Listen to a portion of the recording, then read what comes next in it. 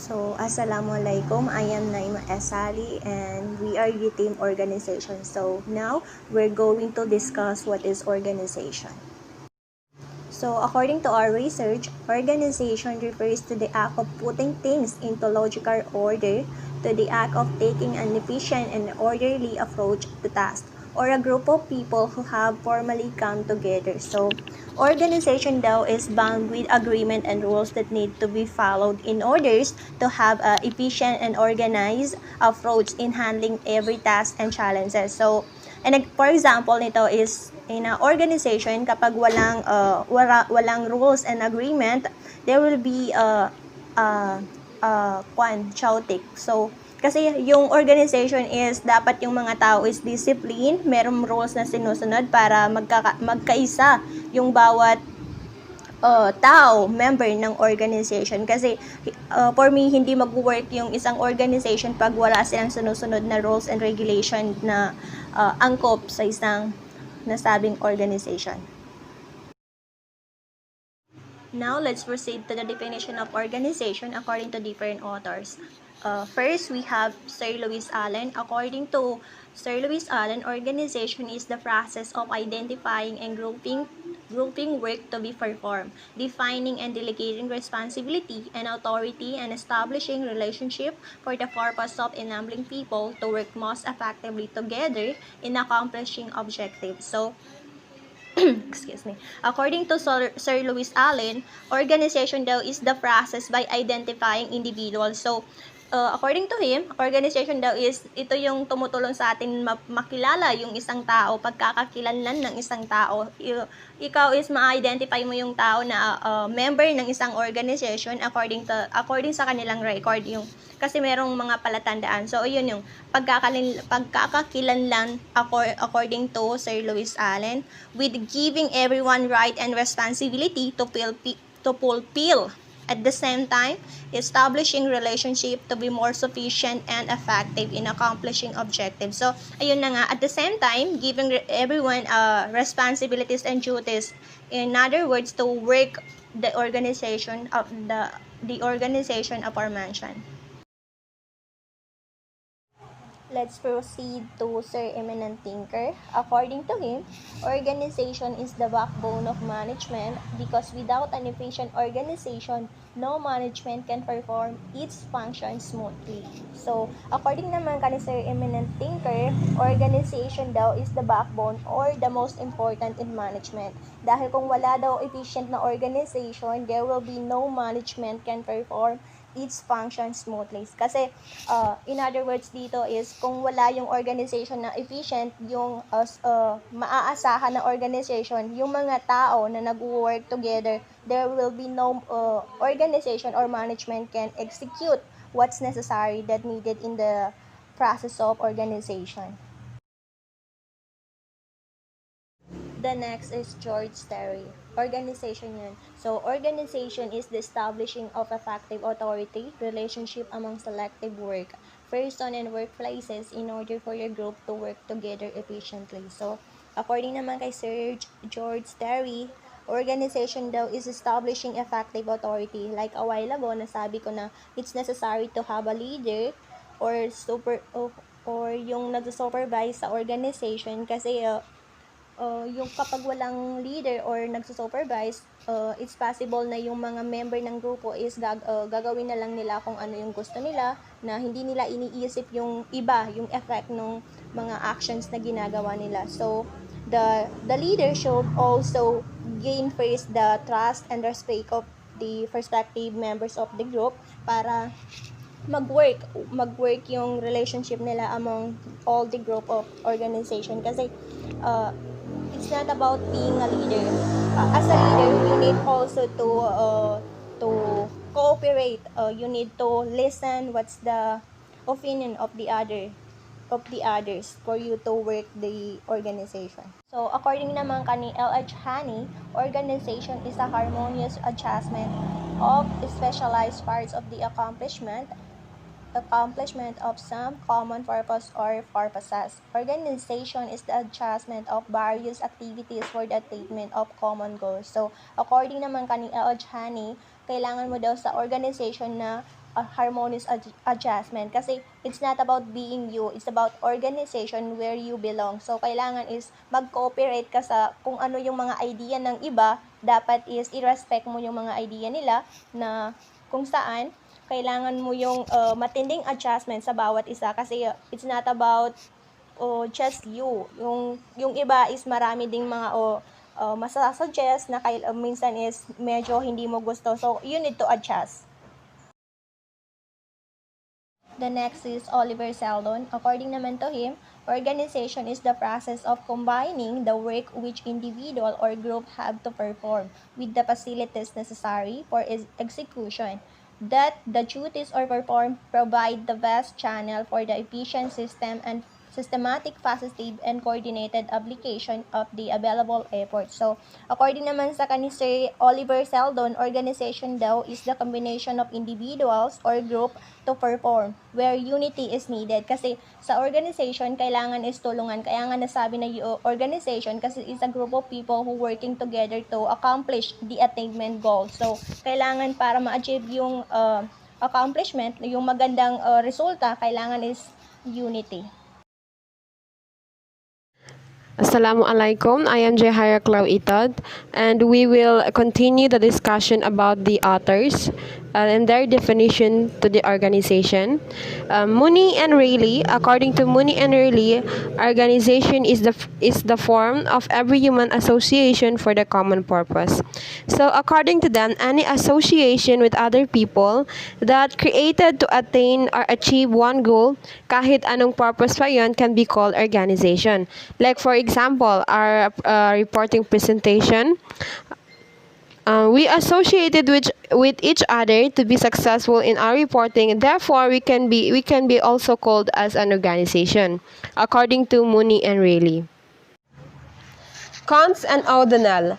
According to Cons and O'Donnell, organization involves the grouping of activities necessary to accomplish goals and plans, the assignment of these activities to appropriate departments, and the provision of authority, delegation, and coordination. So, according to them, organization daw ay isang group of people na nai-involve sa isang activity na kung saan kailangan nilang ma-accomplish ang kanilang goal at ang mga plano nila.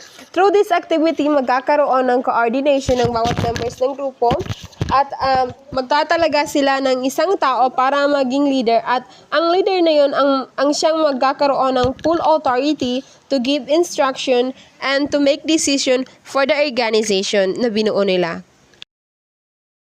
Northcott and C.H. Organization refers to arrangement by which tasks are assigned to men and women so their individual efforts contributed effectively to some or more or less clearly defined as purpose for which they have been brought together.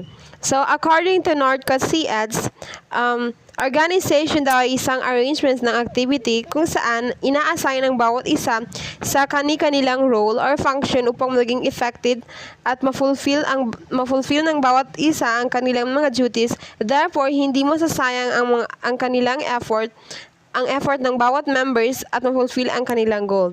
Like for example, the president, which is the top management, the managers, and to the lowest position. So, all the members and the subordinates of the organization was assigned to their function and roles. John M. Fifner and Frank P. Sherwood. According to John M. Fifner and Frank P. Sherwood, organization is the pattern of ways in which large number of people, too many to have intimate face-to-face contact with all others and engage in a complexity of tasks, related themselves to each other in the conscious, systematic establishment and accomplishment of mutually agreed purpose. So, according to John M. Fifner and Frank P. Sherwood, ang organization daw ay isang pattern kung saan nai-involve ang mas maraming tao at nagtitipon or nagpo-form ng gathering para ma-engage ang bawat isa sa task na gagawin nila. For them to understand more the complexity of the task. And also, according to John M. Fifner and Frank P. Sherwood, organization it is also a group of large number of who use careful system or a method to establish and accomplish goal kung saan agree ang karamihan. So, kung saan mas agree ang karamihan, like for example, kung magdidesisyon sila kung ano yung tataasan nila yung price or bababaan nila. So, kung saan mas agree yung karamihan, yun yung susundin nila na plano. G.E. Millward. So, according to G.E. Millward, organization is a process of dividing work into convenient tasks or duties, of grouping such duties in the form of posting of delegating authority to each post and of appointing qualified staff to be responsible that the workers is carried out as planned. So, according to G.E. Millward, ang organization ay isang process kung saan they divide the works to each member para gumaan ang trabaho without conflicts. So, parang hindi magkaroon ng conflicts, dinidivide nila yung bawat member sa kung saan sila ma-assign or kung ano yung task na kanilang i-fulfill. So, ito rin daw ay pagbibigay ng duty sa member or pagtatalaga ng mga bawat member sa kanilang function, which is para magampanan nila yung mga roles nila. Like for example, sa isang company ng like McDo or the Jollibee, nagtatayo sila ng bawat branch. And dahil sa branch na yon, mag-a-assign sila ng mga managers for each branch kung saan sila yung mag-handle at magkakaroon ng full authority para ma-handle ang bawat branch. So these are the table comparing and summarizing organization according to different authors. Each one of the authors define organization as an instrument to achieve goals and combine people with the same purpose and interest to work together to become sufficient and reliable, effective part of an organization. They also emphasize the essence of organization by putting adequate duties nor responsibilities to execute what's necessary. So, the summarization, in every organization, it's necessary to have someone in charge to supervise and lead others, indeed effective and skillful to give her judgment and conclusion. Someone had enough knowledge to dictate information. Organization is an instrument to combine people in the same field and read together as one to be more sufficient and delegated. This is my own definition of organization. In my point of view, organization was made up to join forces every individual who have the same interests and beliefs. It's an instrument making every task easier at the same time building relationship among individuals. Also, organization have a consultant nor permission for first before you can enter into aforementioned organization. So, like a while ago, nasabi ko na lahat. So, organization is, you need approval or consultant before you can enter into aforementioned organization because we have two types of organization, which is informal and formal and informal. That's all. Good morning and Assalamu alaikum. I am Sharadina A. Faisal Al-Sharif and my task here is to discuss the classification of organization. So organization can be classified into two, which is the formal organization and the informal organization. So when we say formal organization, it is a structure of well-defined jobs and each bearing a measure of authority and responsibility. It is a type of group that is deliberately constructed and whose members are organized to achieve a specific goals. Schools, hospitals, and companies are just a few examples. In formal organization, everybody or every member of the organization is assigned a certain responsibility for the performance of the given task. So, bawat miyembro ng organization ay may roles and responsibility na ginagampanan in order for that organization to function. And they also given the required amount of authority for carrying it out. Ang isang organization ay may rules, policies, and procedures that determined by the state government or the top management. So, the school is an example of formal organization because school has a division of labor and power among students, faculty, and staff. Ang bawat isa dito ay may role at specific responsibilities and also limited power. So the rules, policies, and procedures in the school are determined by the state government, school board, and so on. So another examples of organization is the company. Sa isang company, merong president, merong vice president for finance, vice president for marketing, and vice president for manufacturing. So, ang isang organization, yung mga bawat member ay may kani-kanilang specific role na ginagampanan in order for the organization to function. Yun yung formal organization. Next one is the informal organization. When we say informal organization, it refers to a network of personal and social relationships which spontaneously originate within the formal setup. So it is an organization which is not established by any formal authority, but it arises from the personal and social relations of the people. Ang example of informal organization is yung mga organization na nabuo within formal organization. For example, kanina binanggit ko, school is an example of formal organization. So, yung mga organization na nabuo within school is yun yung tinatawag na informal, like the Muslim Women Organization MSU Mag chapter. So, yung organization na iyon is nabuo siya under the school. So, yun yung tinatawag na informal. Another example of informal is a group of friends. A group of friends is also belong to informal organization because it arises naturally based on the common interest, same taste, language, culture, or some other factor na hindi related sa work. Another example is that people of common language forming group association of people. So, yun yung tinatawag na informal organization. Nabuo siya within formal organization. Meron silang rules, policies, and procedure na sinusunod pero not from the top management, kundi sa kani-kanila lang mismo na bawat members. For example, hindi gaya sa formal organization na from the rules, policies, and procedures, for example, sa school, are determined by the state government or the school board.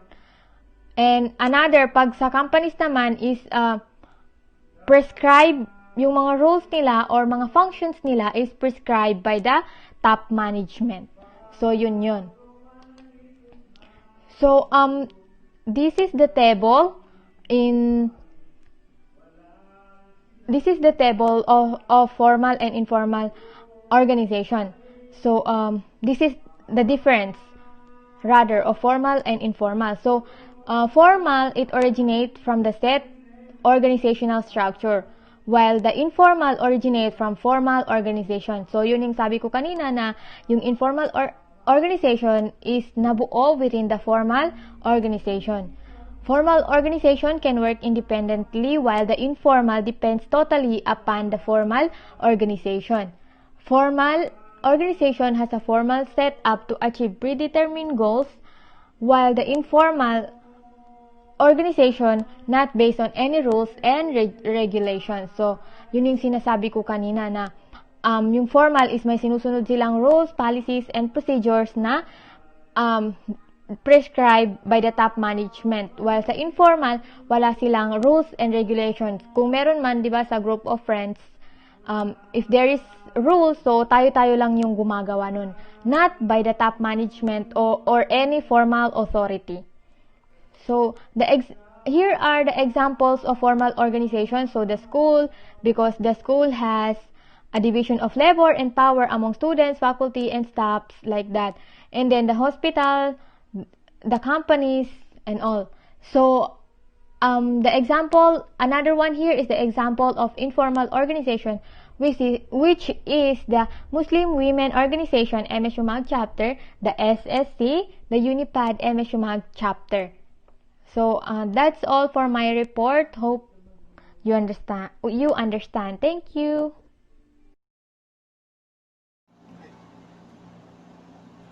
Moving on to the types of organization. In types of organization, there are given four, namely divisional, functional, matrix, and flat. So, so flat organization, it indicates na walang job titles like seniority, managers, or executives. Kumbaga, every member of the organization is seen as equal. For example, sa isang organization, hindi mo pwedeng sabihin na si ganito, si member 1 mas mataas yung position kay member 2 kasi nga every member of the said organization is perceived as equal.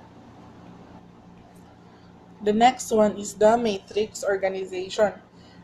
Sa matrix organization, it refers to a type of organization na mayroong iba't ibang individual na nag-handle sa org or leaders na kumbaga siya yung nagpapatakbo, nagpa-process ng iba't ibang or nag-i-implement ng iba't ibang rules and regulation ng org. Hindi lang isang tao but more than two or more. Another is the divisional organization, where the organization functions are grouped together into division depending on the product. So, yung pag-group sa members ng divisional organization ay based sa product ng kanilang organization. And lastly, the functional organization, wherein each member of the organization are grouped together according to their area of specialties. Kumbaga, nahahati yung role ng bawat member according to their field of knowledge or according sa mga bagay na alam nila, natutunan nila. Like for example, sa isang company, di ba ang company, hindi lang yan isang group of people, but they are composed of different group of people with different field of skills. Like for example, ang company, mayroong corporate department, engineering department, facilities department, and etc. And that briefly explains the functional organization. Good day and Assalamualaikum warahmatullahi wabarakatuh. So I am by Pompeo Minandang. So I'm here to discuss the different organizational structure. So the first one is hierarchical organizational structure. So in briefly explanation, hierarchical means arranged in order of rank. Ito yung pinaka-common types ng organizational structure na ang employees ay grupo with every employee na merong isang clear supervisor. So sa grupo na yon, merong CEO or manager. Yan yung mga head ng grupo and down to low level, but take note, yung CEO ang pinaka-top and next yung manager. So for example, let's say na ang company ay mayroong 10 employees. So ang employees na yon ay divided into group. Then sa bawat grupo na yon ay magre-report sa kanilang manager. So yung manager naman ang magre-report to their head, which is the CEO, means Chief Executive Officers. So next one is functional organizational structure. So ang functional organizational structure ay usually the first formal structure and similar to hierarchical organizational structure. So sa functional organizational structure, nag-start sa highest ng kanilang responsibility at the top and goes down from low level. So these people are supervised by a functional manager with expertise or expert niya yung field na yon. So sa functional organizational structure, pinapakita yung heads such as the CEO, then down to marketing, seller, and services. So let's proceed to horizontal flat organizational structure. So sa horizontal organizational structure, fits companies with few level between sa upper manager and sa staff level ng employees. Kadalasan ginagamit ito ng mga nagsisimula pa lang na company bago sila mag-grow large enough to build out different department. So Ang horizontal structure ay posibleng ginagamit ito ng malaking company with many project and employees. So, dahil ito ay ginagamit lang ng nagsisimula pa lang na company. Next is divisional organizational structure. Sa divisional organizational structure, company's division ay mayroong control to their own resources. So, kailangan mayroong control yung company's division sa kanilang resources. So, sa bawat division ay may kanya-kanyang team. Like, for example, yung kanilang mismong finance, IT, at marketing department. Ang divisional organizational structure work well for large companies. So, the next one is matrix organizational structure. Sa matrix organizational structures, employees will often have more than one manager. For example, someone who works on IT ay mayroong IT manager. Para pag may problema, si manager na lang bahala mag-report. So, another example, yung engineer may regularly belong sa engineer department led by engineering director, but nag-work lang sila sa temporary project led by project manager. Sa next naman is team-based organizational structure. Sa team-based organizational structure are made of teams working toward a common goal while working sa kanilang individual tasks. So, they are less hierarchical at having flexible structure dahil nagpo-focus sila sa problem solving, decision making, and teamwork. So, the last one is network organizational structure. So, network organizational structure makes sense of spreading resource at nagpo-focus din ito on open communication and relationship rather than hierarchy. Ang network organizational structure help visualize both internal and external relationship between sa manager and top level manager. So, nakikita naman natin dito sa picture yung connection ng mga employees and the top level of yun. Good day, everyone. My name is Bayana Sangomo Khalid, and I will going to discuss what are the organizational theories and management. Then, organizational theory and management is the sociological study of formal social organizations such as businesses and bureaucracies and their interrelationship with the environment in which they operate. Organizational theory means the study of the structure, functioning, and performance of organization and the behavior of individual and groups within it. So we have list of organizational theories, and they are 11. First is classical or traditional theory. Second is human relations or new classical theory. Third is decision-making theory. Fourth is system approach. Fifth is Weber's ideal of bureaucracy. Number 6 is modern theory. 7 is Hawthorne study. Number 8 is contingency theory. And number 9 is motivation theory. 10 is scientific management, and the last is administrative theory. So first is the classical theory.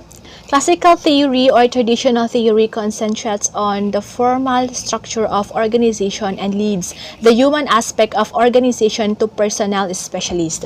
So in classical or traditional theory, they have been concerned with the best way of dividing up the task to be done sa isang organizations with how to group these tasks together into departments and how to deal with the problems of coordinations. The second one is the human relations theory. The human relations theory, also known as neoclassical theory, states that while designing an organization structure, the people who are employed there and their behavior should be taken into consideration. No manager can think solely of job descriptions. He has also to think of why people behave as they do and what influences their behavior. So, workers or employers have social needs or interests. They need to acknowledge and meet their needs. In an organization, for example, in an organization, they imply how they interact and cooperate with each other with some motivation when they come together in a group to achieve organizational goals effectively. The third is decision-making theory. In an organization, decisions are made at all levels, and important decisions tend to be made at higher levels. The decision-making approach to organization accepts the hierarchical forms of organization. So, for example, when it comes to cope up the problem in organization, they need the decision-making on how to implement the best alternatives in that problem. By levels or by steps. First, they need to understand the situation. Then, second is they need to define the problem. Then, third is define objectives. Then, after that is diagnose the problem. And the next is develop alternatives. So, sa pag-develop ng alternatives, kailangan din i-consider yung mga opinion ng ibang mga for example, as a leader, kailangan din i-consider ng leader yung mga opinion ng kanyang mga co-workers. So, then para ma-implement yung the best alternatives for that problem. The fourth one is the system approach. The system approach looks at the organization as a total system comprising a number of interacting variables. This approach emphasizes that we should not deal with problems in isolation, but consider their interaction. In fact, the world system means regularly interacting or interdependent group of items forming a unified whole. So, system approach is based on the generalization that everything is interrelated and interdependent. For example, in an organization or in a company, so marami siyang system. They have financial department, human resources department, marketing department, production department. Dito natin nalalaman or na-accomplish yung set of the objectives and goal which exist in our environment. The fifth one is the waiver's ideal of bureaucracy. Official jurisdiction on all areas are ordered by rules or laws already implemented.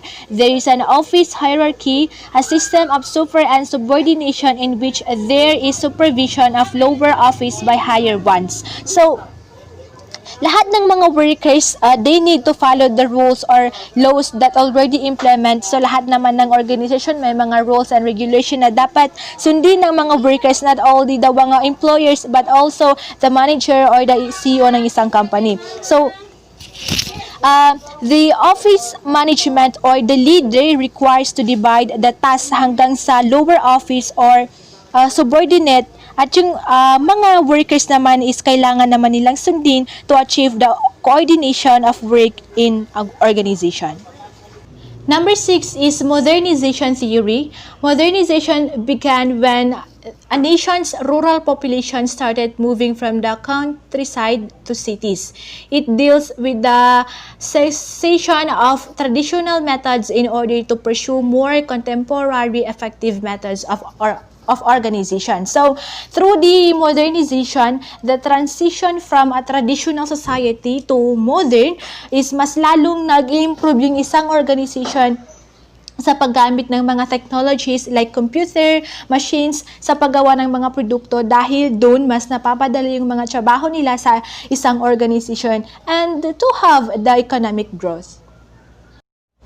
Number 7 is Hawthorne study. The Hawthorne study suggested that employees have social and psychological needs along with economic needs in order to be motivated to complete their assigned task. This theory of management was a product of the strong opposition against the scientific and universal management process theory of Taylor and Fayol.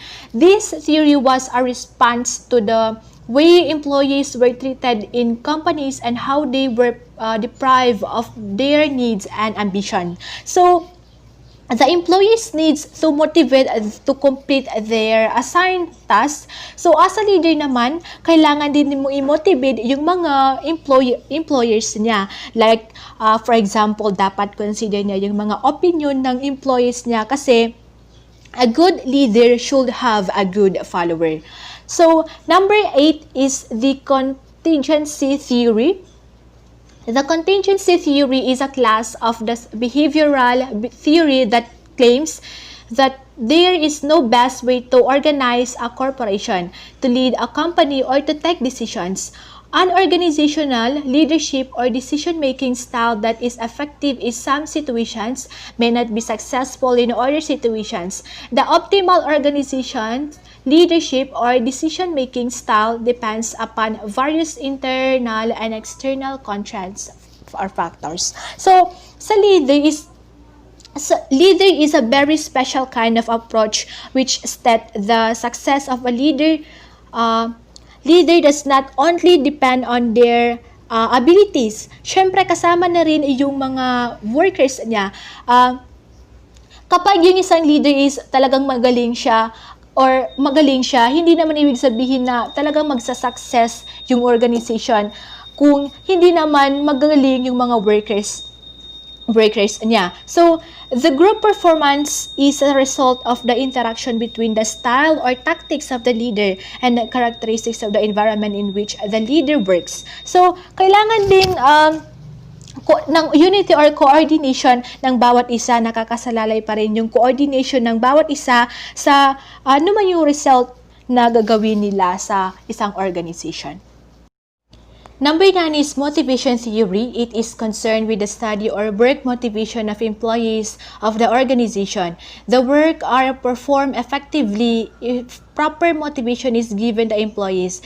The motivation may be monetary and non-monetary terms. The inner talent of any person can be identified after giving adequate motivation to employees. So, pareha din sa kay Hawthorne study na as a leader, they need to motivate their workers. Dapat yung mga opinion ng mga employees niya is kailangan pa rin niyang i-consider as long as that is the best alternative for the organization. Kung nakakatulong din naman talaga sa organization niya, sa organization nila. Number 10 is scientific management theory. Scientific management theory of Frederick Winslow Taylor mainly gave importance to shop-level employees of the organization. Taylor developed many ideas in scientific management due to his early experience in a steel company. He was working as an ordinary employee of a medieval steel company in Philadelphia during 1878. He later became the chief engineer of the company due to his chief efforts. His scientific management theory focused attention on performance of job only. He showed how a worker can be made to work efficiently and increase the production. The critics of Taylor argued that his specialization principles of work as per scientific management was ineffective and also it could not make the employees achieve their maximum efficiency at work. The last one is the administrative theory. Henry Fayol is one of the famous names to be attributed to this theory. This theory made its contribution on the managerial aspect of an organization. The theory is very much associated with the proper understanding of the tasks of the management. It provides direction of principles how to activate management effectively. The guidelines enumerated by the theory on management principles, objectives, and the function of the management were also under criticism. So that's all. Assalamualaikum and a pleasant day to all. I am Haironisa Kalim Said And now, let us proceed in Henry Fayol's 13 Principles of Management. Henry Fayol, also known as the father of modern management theory, gave a new perception of the concept of management. He introduced a general theory that can be applied to all levels of management and every department. The Fayol theory is practiced by the managers to organize and regulate the internal activities of an organization. He concentrated on accomplishing managerial efficiency. So, itong 14 Principles of Management by Fayol is isa sa mga earliest theories of management to be created and still remain one of the most comprehensive. So, itong si Henry isa siya sa mga considered as one of the most influential contributors to the modern concept of the management. So, itong 14 Principles of Management na ito is gipublish ni Henry Fayol sa kanyang book na The Administration, Industrials et General. So, Henry developed these 14 principles of management na kung saan which act or serve as a guideline sa manager to perform managerial activities. So, this improves understanding. So, from the knowledge of these principles, managers get indication on how to manage an organization and also make manager efficient and also the subordinates. Now, let us begin in the first principle, which is the division of work. So, work is divided among individuals and grouped to ensure that effort and attention are focused on a special portion of the task. Work specialization as the best way to use the human resources of the organization. When employees are specialized, output can increase because they become increasingly skilled and sufficient. So according sa principles na ito, the whole work is kailangan i-divide siya into a small task or unit instead na i-assign ang whole work in a one person. So meaning to say, one task or unit should be assigned in a one person. For example, in a furniture manufacturing company, so we all know that marami-raming work din ang kailangan i-divide para magkaroon ng magandang output. So, kailangan one person can be asked to cut a wood into a pieces, and isa naman is to join, at isa naman is to polish, at isa naman tao is to finishing touch the furniture. So, through this division of work is maaring hindi ganun kabigat ang work, at ang tendency pa nito is each person will become specialized in his part job, at ang kaniyang effectiveness and efficiency sa kaniyang work is maaring mag-improve. So pag nangyari yun is maaring mag-increase at mag-improve ang kanilang output sa isang company. Now, let us proceed in the second principle, the balancing authority and responsibility. So, authority and responsibility are closely related. Authority, right to give orders, and power to exact obedience. So, responsibility involves being accountable. So, manager must keep in mind that authority comes responsibility. So, authority means power to take decision, and responsibility means obligation to complete the job assigned. So, ayon sa principle na ito is kailangan magkaroon ng balance between authority and responsibility for the better result. Halimbawa, pag may authority ka, kailangan you must keep on your mind na it comes responsibility. Hindi yung sobrang pagkakaroon ng authority pero wala namang matching responsibility. Kasi pag nagkataon na ganun yung setup, is maaring makapagdulot ito ng negative result. Same with the sobra-sobra naman yung responsibility pero wala namang authority na ibinibigay. Like for example, in a company, so a person or the employee given a responsibility to produce 100 units. So, pero hindi siya binigyan ng authority to purchase the raw materials. Pag nagkataon na walang stock na materials para sa gagamitin niya doon sa task na ipinapagawa sa kanya or yun sa project na ipinapagawa sa kanya, is maaring hindi niya matapos on time yung kanyang task or maaring magkapagdulot ito ng negative result. So in that case is hindi mabablame ang isang subordinate na hindi nagawa yung on time ang kanyang task dahil hindi siya binigyan ng balancing authority at responsibility to carry on the work. The next principle is discipline. So successful organization requires common effort of workers. Penalty should be applied judiciously to encourage common effort. So discipline must upheld in organization. So itong discipline is a very core of administration siya. So this refers to the general rules, regulations for systematic working in an organization.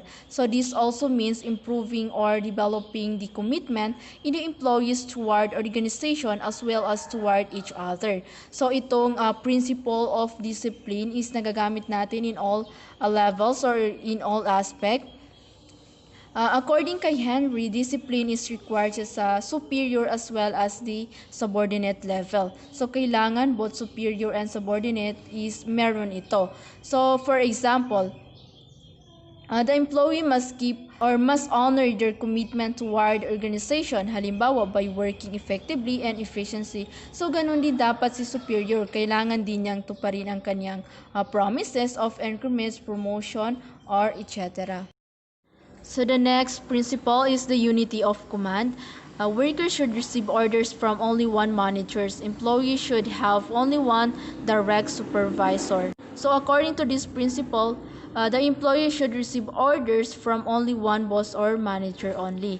Kasi pag naka-receive siya ng orders from more than one manager is maaring magkaroon ito ng confusion at hindi niya maintindihan kung kaninong orders ba ang dapat niyang or uunahin niyang i-execute. So on the other hand is ang employees maaring magkaroon siya ng excuses by saying na busy siya sa ibang orders dahil marami siyang orders na natanggap.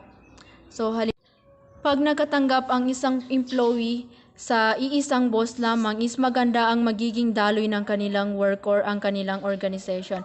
Pero pag nagkataon naman ito na maraming boss or maraming command na manggagaling sa iba't ibang boss or manager is yun, maaring magkakaroon ng confusion. At ang tendency pa nito is maaring magkaroon ng conflict or the ego clashes between that organization or sa mga superiors. So, ang advantage nito is no confusion in the mind of subordinates. So, yun na nga. So, number 2 is no ego clashes. And number 3 is improves effectiveness in working.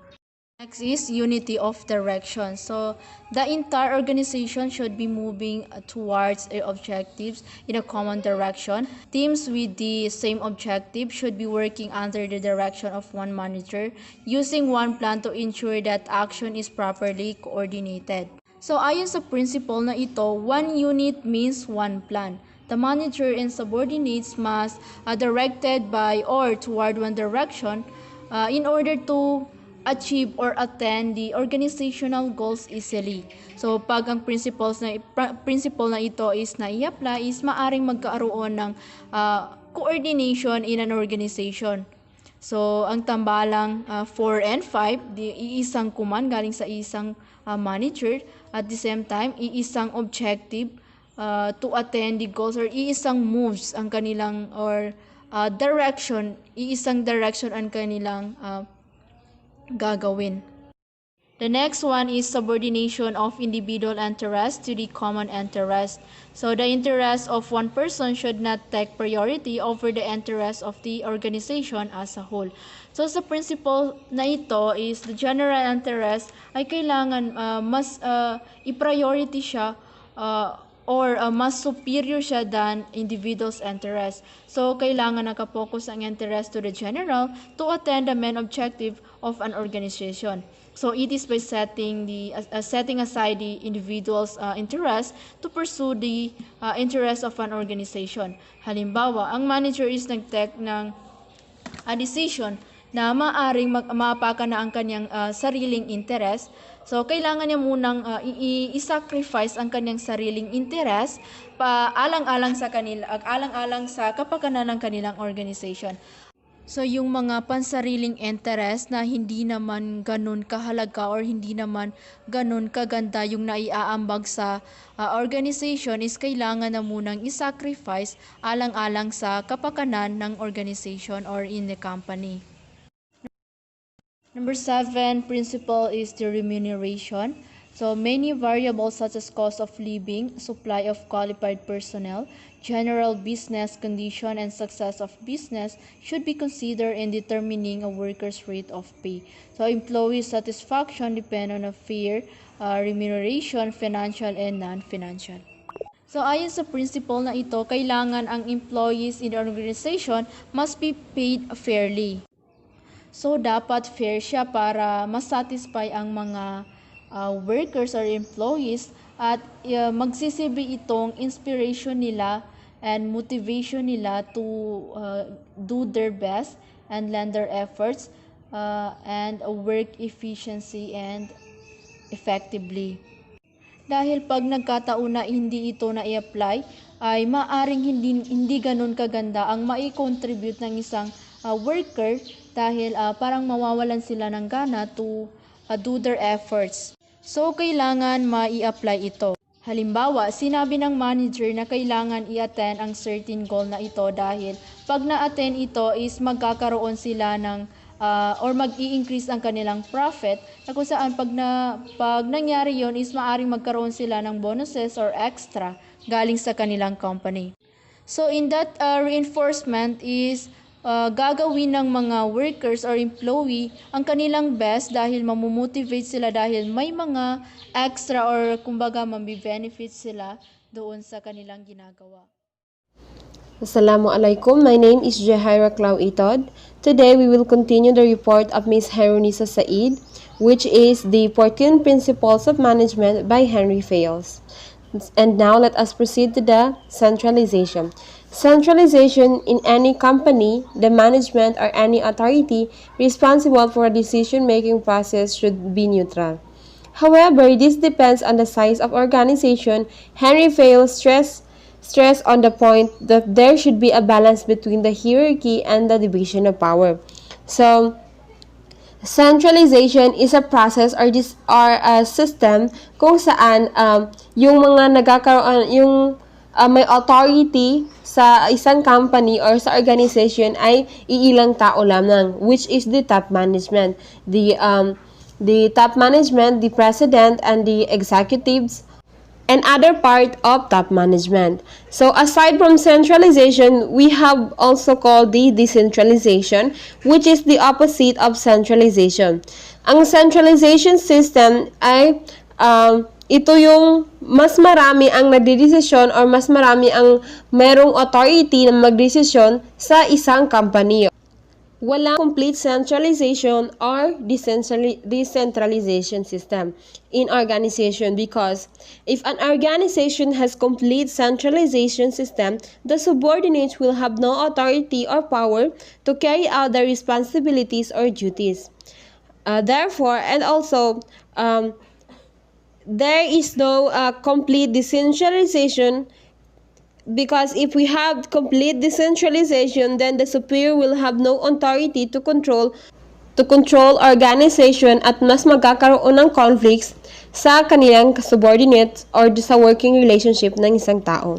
So, centralization and decentralization should be balanced para magkaroon sila ng good working relationship at ma-fulfill nila ang kanilang goal. Scholar chain. Fayles on this principle highlights that the hierarchy steps should be from the top to the lowest. This is necessary so that every employee knows their immediate senior. Also, they should be able to contact any if needed. So, scholar chain. Yung scholar chain is a process of communication from top management from the lowest position, kung saan ito yung nagiging technique na ginagamit ng iba't ibang organization or company para maiwasan ang hindi pagkakaintindihan. So, for example, sa isang company, meron tayong employees. Si employee number 1, Mr. Baina, siya yung nasa lowest position. At ang employee number 10 is si Ms. Haironisa, which is siya yung nasa top management. Therefore, pag gustong makipag-communicate or may proposal si Mr. Baina kay Ms. Haironisa, dadaan muna siya sa managers, sa executive, sa secretary before makipag-communicate sa president or the CEO. So, yun yung tinatawag natin na scholar chain. Order. A company should maintain well-defined work order to have a favorable work culture. The positive atmosphere in the workplace will boost more positive productivity. So, sa order, as a manager, dapat pag nagbigay tayo ng instruction sa mga subordinates or the workers, dapat ay accurate at specific para hindi pa ulit-ulit yung order na ibibigay natin. At dapat kung nagbibigay ng order ang isang manager or the top management is hindi pa bago-bago para maiwasan ang conflicts at pagka-delay ng trabaho. So, yun yung tinatawag na order. So, another one is the equity. All employees should be treated equally and respectfully. It's the responsibility of manager that no employee face discrimination. So, sa equity, dapat as a manager, walang special treatment. For example, meron tayong ikaw na manager is meron kang relatives or kaibigan sa iyong employees. So, dapat walang special treatment sa kanya at dapat pantay-pantay or equally ang pagtrato mo sa kanila. So, para maiwasan ng biases sa discrimination sa organization or company. Another one is the stability. An employee delivers the best if they feel secure in their job. It is the duty of the management to offer job security to their employees. So, as a manager, dapat ma-feel ng employees natin na safe sila sa kanilang trabaho. Dapat magkaroon ng safety protocols para maging komportable ang mga workers na magtrabaho sa kanilang trabaho dahil ma-feel nila na sila ay safe sa kanilang trabaho. So, dapat sa stability, hindi dapat ang mga trabahador is hindi directly na dapat magkaroon muna sila ng training para malaman nila at magkaroon sila ng time para ma-master yung trabaho nila at maiwasan ang mga aksidente. The other one is initiative.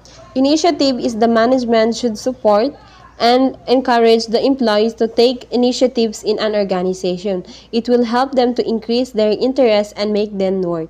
So, sa initiative is hindi lang dapat yung top management or yung mga pinuno yung nagbibigay ng initiative, nagbibigay ng ideas or thoughts. Dapat magkaroon din ng opportunity ang mga workers or yung mga nasa lowest position or yung mga managers na magkaroon o na magbigay ng mga ideas and thoughts para mas maging efficient ang trabaho nila. Through that, it will help the workers for them to increase their interest and make them work. So the last one is the spirit de corps. It is the responsibility of the management to motivate their employees and be supportive of each other, and regularly developing trust and mutual understanding will lead to a positive outcome and work environment. In a company, it is really important that they must have an harmonic working relationship to each other to avoid any conflicts. This principle was always in the qualities of company or organization. They must be united in any aspect of decision making to avoid delay and failure of the project. Everyone in organization must work hard and be united to fulfill their goal. So, dapat as a manager, i-encourage din natin ang ating workers at i-motivate natin sila para mas magkaroon ng positive outcome yung mga jobs natin. That was the 14 Principle of Management by Henry Fayos. Thank you. So, Assalamualaikum and good morning. My name is Haipa G. Mustafa and my topic is about Theory XY by Douglas MacGregor. Theory X is an authoritarian style of management. Therefore, most people must be motivated by force, breathed with the threat of punishment or rewards, to produce effort and work towards organization objectives. Ito yung management na gumagamit ng force sa kanilang employees para gawin ng mga ito ang kanilang task at sa kanilang members, which is they need to force their employees or member of the company para sa kanila na gawin yung kanilang task. Tulad dito is the company of personal collection and Avon Beauty products. Sa mga kliyente nila, gumagawit sila ng rewards, hindi force. Like, kung makakapag-recruit sila ng isang tao, may reward sila na bawat isang tao na makaka-recruit nila is 100 pesos. Then, may additional pa sila na reward sa may additional pa na reward sila sa product ng personal collection, which is ito yung ginagamit ng company nila or management nila para i-motivate yung mga empleyado nila para paramihin ang kanilang members. Theory Y as a participative style of management. Effort in work is a natural and work and play. Workers are motivated to work and they take personal interest in what they do or how they perform. Workers are self-directed and target-oriented. Theory Y is participative style of management. Ito yung nagwo-work ang mga employees and members of the management na passion na talaga nila ang kanilang work or trabaho. At hindi na sila kailangan i-force or bigyan ng rewards just them to do their work. Because gusto talaga nila yung trabaho nila at mahal talaga nila yung trabaho nila.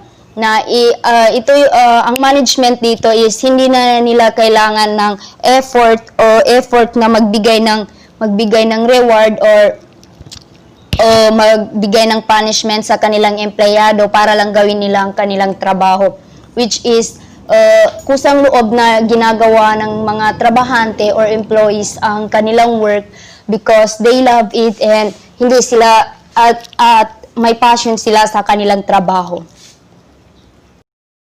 So in Theory X, McGregor assumed that the employees are naturally until motivated and dislike working and like to be encouraged an authoritarian style of management. This style of management assumed that employers did not like their working, avoid their responsibilities, and the management had to be control them. Which is naniniwala si McGregor na ang mga dahilan daw ng sa Theory X kung bakit may ganitong management at hindi ito naiiwasan na hindi gawin ng isang management is which is may mga tao talaga na hindi nila gusto yung kanilang trabaho at wala silang passion doon, which is nagtatrabaho lang sila just to earn money, na if hindi pa sila bibigyan ng reward at wala pa silang punishment is hindi nila gagawin yung work nila dahil nga wala silang like doon sa work nila at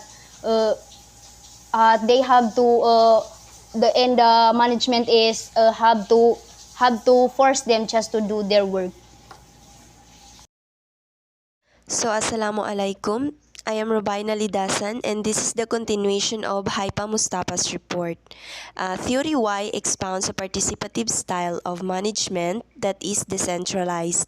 It assumes that employees are happy to work, are self-motivated and creative, and enjoy working with greater responsibilities. Sa Theory Y, when it comes to work, nagkakaisa sila sa lahat ng mga ginagawa nila o sa lahat ng mga bagay. They respect each other's opinion at di pinipilit na gawin ang mga bagay na di nila kayang gawin. The head or the leader has a good relationship sa kanyang mga employees. He let his people to work on their own initiative and binibigyan niya ng responsibility ang bawat isa and empowering his people to make their own decision. When it comes to the employees naman, they take their jobs seriously to fulfill the goals na naibigay sa kanila. They accept any kind of responsibility and also they consider their work as part of their life and solve their problems imaginatively. So let's proceed to comparing Theory X and Theory Y. First is motivation. In Theory X, ito yung setup or mindset ng mga tao na ayaw nilang magtrabaho or iniiwasan nila yung mga trabaho nila na nakaatang sa kanila at hindi nila pinaninindigan. While in theory Y, dito yung talagang nagpupursige sila na ma-fulfill yung responsibilities nila sa kanilang trabaho. Second is management and control. In theory X, authoritarian siya, meaning it is controlled by authorities. While in theory Y, it is depend on the participant kung sasali ba sila o hindi. Then, nagbe-base sila sa suggestions ng bawat isa para makapag-implement ng magandang decision. Third is work organization. Sa Theory X, in terms of work organization, kung ano lang yung alam gawin ng mga employees o yung trabaho, yun lang yung gagawin nila ng paulit-ulit. Unlike sa Theory Y, na organized siya at malawak ang sakop din, marami ang learnings. Iniingganyo rin ang mga employees na ma-develop at magbigay ng suggestions at improvements. Next is rewards and appraisals. Theory X organization work on a carrot and stick basis, which means carrot stands for reward for good behavior, and the stick for negative consequence for poor behavior. And performance appraisal is also part of overall mechanism of control and remuneration. Sa Theory Y, organization, appraisal ang pinaka-regular at importante, pero hiwalay nga lang galing sa organizational control. Last one is applications. Although tanggap na ang Theory X management style sa karamihan, nasa lugar lang din siya na kung saan malaki ang production ng operation at ng mga unskilled production line work. Karamihan sa prinsipyo ng Theory Y ay na-adapt lang din sa uri ng organization na nagpapahalaga at nag-iinganyo ng participations. Theory Y style management ay nababagay sa knowledge work at pang-professional na serbisyo, whereas ang professional service organization ay natural na nag-i-involve ng Theory Y type practices by the nature of their work. Yun lamang po. And Theory Z, often referred to as the Japanese management style. Oji called this model Theory Z, which basically gave the impression that it was MacGregor's idea, placed more reliance on the attitude and responsibilities of the workers, which is ito yung management na they don't need to force and they don't need to give a reward to their employees, which is yung mga empleyado nila is binibigyan nila ng more idea para hindi lang sila maka-focus doon sa assigned area nila. Ang example nito is halimbawa sa isang company is may nakaupo ka sa isang or naka-assign ka sa HR department is ang ginagawa ng management nila dito is hindi ka lang sa HR department ina-assign or hindi lang about sa HR yung pinag-aaralan mo or alam mo, which is inaano rin nila na may idea ka about doon sa ibang parts ng company para magkaroon ka ng idea about doon sa hindi lang doon sa trabaho mo, for you to learn more. Na kapag nawala ka doon sa trabaho mo is maghahanap ka ng ibang trabaho na hindi hired yung dating nakasanayan mo, is may idea ka sa ibang bagay na offered ng ibang company. That's all, Sir. Hi, pamusta pa again. The theory of organization and management. The researchers tried to identify the reasons for human behavior at work. This led to the formation of a neoclassical theory which primarily focused on the human beings in the organization. This approach is often referred to as behavioral theory of organization or human relations approach in organization. Now, what is the neoclassical management theory? So, itong theory na ito is binibigyan niya ng halaga yung relationship ng people in the organization, in the company.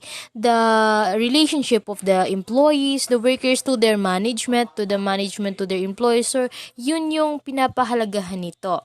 The focus of the neoclassical theory are the importance of human relations and the behavior in trying to manage people. They want to improve the relationship of the peoples in the organization.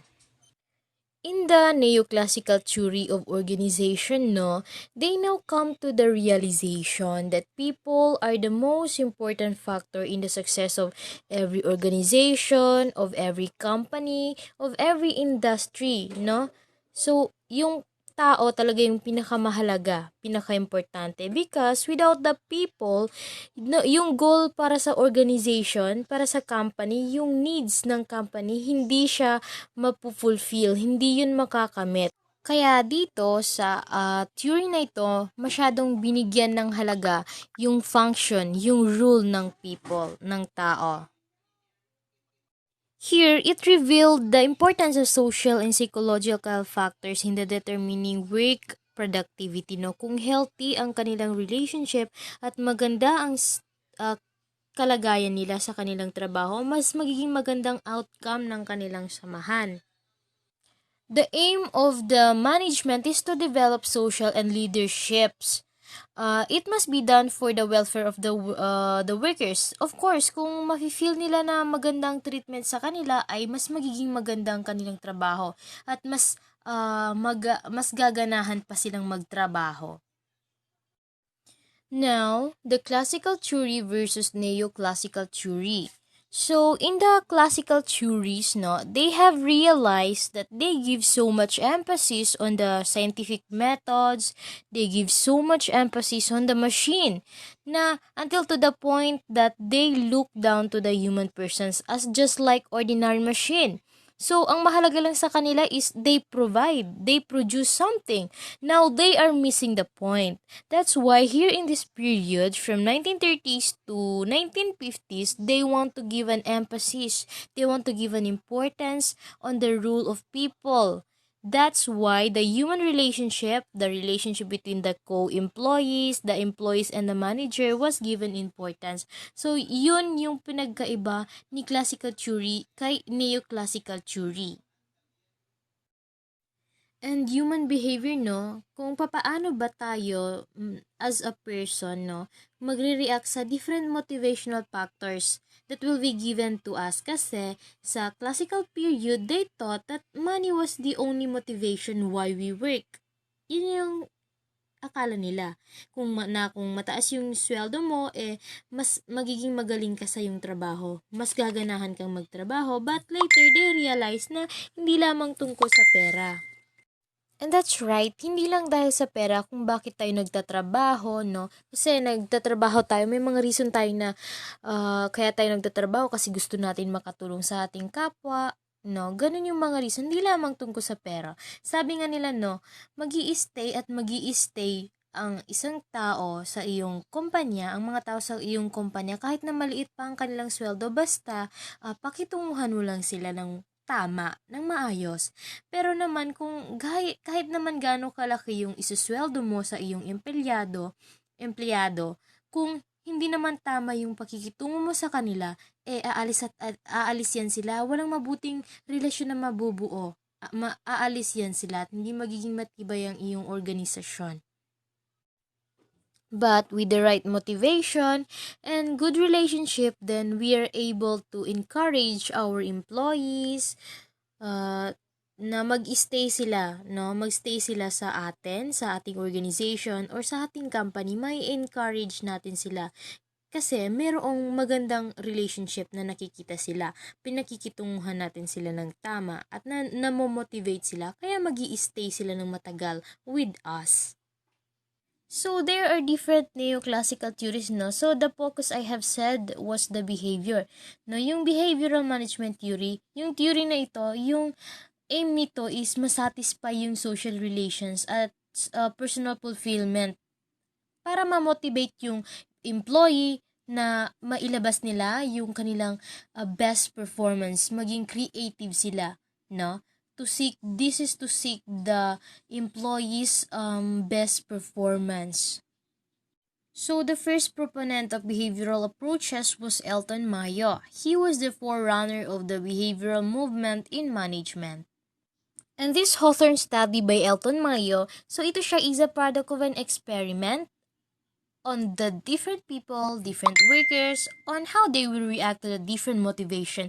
And they tried the different motivations such as the music, compensation. Now, the example of motivation is music and compensation scheme.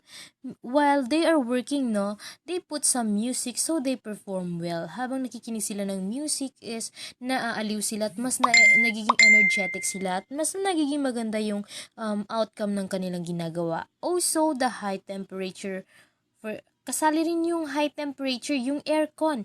Kung aircon ba yung kanilang opisina na kanilang ginagalawan kaya hindi masyado mainit, yung kanilang pinagtatrabahuhan, sila ay masyadong komportable kaya nakakapagtrabaho sila ng maganda kasi aircon yung kanilang ginagalawan. And also, the proper compensation scheme, no? Kailangan din nila ng mga papuri para madoble pa nila yung kabutihan na ginagawa nila. Mas magpapakitang gilas pa sila na magiging aktibo sila kasi lagi silang pinupuri. Sa tamang paraan naman. Now, the Hawthorne study has a different phases.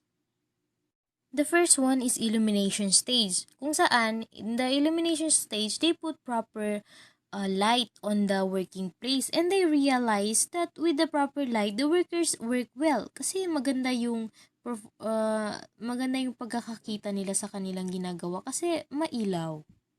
And it affects their productivity. And the second one is the relay assembly room experiment. On the relay experiment, no, may magbabantay sa kanila. No, may mag-o-observe, may magmo-monitor. So, sa ngayon, no, meron na tayong mga CCTV cameras na nagbabantay sa mga workers. So, mas maganda yung ganon. May mag-o-observe, mag-iikot-ikot kung ito ba ay nagtatrabaho. I-check niya kung nagtatrabaho ba ng mabuti yung kanyang worker. Daily basis monitoring. Kasi, according sa theory, kapag alam nila na may nagbabantay sa kanila, may nakatingin sa kanila, mas binagbubutihan nila kay yung ginagawa nila. They perform well kasi alam nilang may nakatingin. And experiment in interview working, check his background. Kamustahin mo ang kanyang pamilya, yung dating trabaho niya. Because itong interview is very important kasi doon mo makikilala yung tao bago mo siya ipapasok sa yung company, sa yung organization. Kikilalanin mo muna siya, no? Their experiences has a great impact to their work attitude, no? So, kailangan as a boss or leader, manager, kailangan nating i-check ng mabuti yung background nila bago natin sila isasali sa ating organization. So, the last one is banquering room experiment, no? Yung purpose nito is malaman kung paano ba yung payment incentives would affect the group productivity, no? Kung mas mataas ba yung sweldo nito, magtatrabaho ito, talagang kakayod siya kasi mataas yung isusweldo sa kanya. And surprisingly, no, they found out that they have no effect at all. Kasi hindi lang talaga money yung reason kung bakit nagtatrabaho ang isang tao. Kasi kadalasan talaga gusto rin nilang makatulong bukod sa pera. Ngayon, napatunayan ni Elton Mayo, una, motivation. Na money is not the only reason kung bakit nagtatrabaho ang tao. Pangalawa, communication. This is very important, no? Na magkaroon ng communication between the manager and the employees. This communication helps the management and the employees to have a better mutual understanding, no? Through proper communication, the management can easily identify the problem faced by its employee. Third one is social factors, the relationship of the people on the company, on the organization. Yung relationship nila kailangan strong, maganda, smooth yung relationship nila para mas maganda yung flow ng kanilang organization at mas maging successful. And last one is the behavioral factors. Kung paano ba naapektuhan ng isang tao yung behavior ng isa pang kasamahan niya, no? How the individual behave may affect the behavior of the others. So, yun yung neoclassical theory, no, na kung saan ito ay people-oriented approach, no, na binibigyan niya ng importansya, halaga yung relationship ng mga tao na bumubuo sa organisasyon or bumubuo sa isang grupo, like company. That's all. Thank you for watching. I hope may natutunan kayo, may napulot kayong aral. Thank you.